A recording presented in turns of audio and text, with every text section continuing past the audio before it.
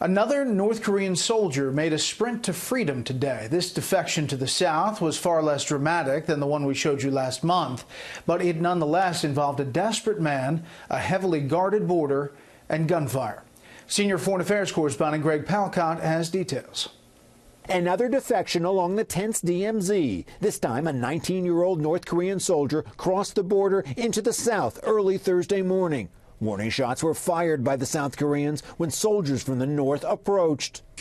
Our military safely guided the defected soldier and plans to investigate further the defection process and motivation. This comes after last month's defection of a North Korean in Panmunjom at the DMZ.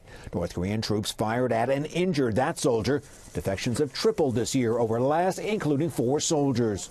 There have never been this many defections in any year from North Korea in recent memory. 4 may indicate that there is a real desperation in the North Korean army.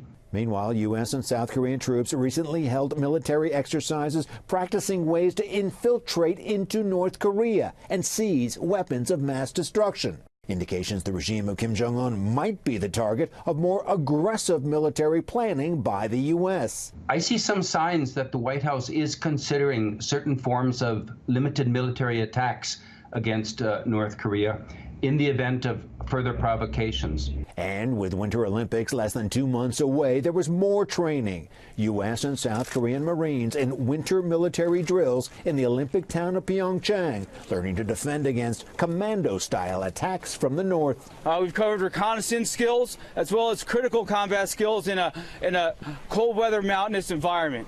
More likely, experts say, Pyongyang will distract world attention with another missile launch or nuclear test, a reason for new calls from the South Korean government for a pause in provocative joint drills with the U.S. during the Games.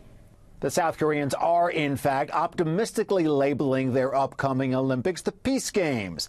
They and many others, no doubt, would be happy at least with a pause in regional hostilities for the event. Brett. Greg Palkot in London. Greg, thanks.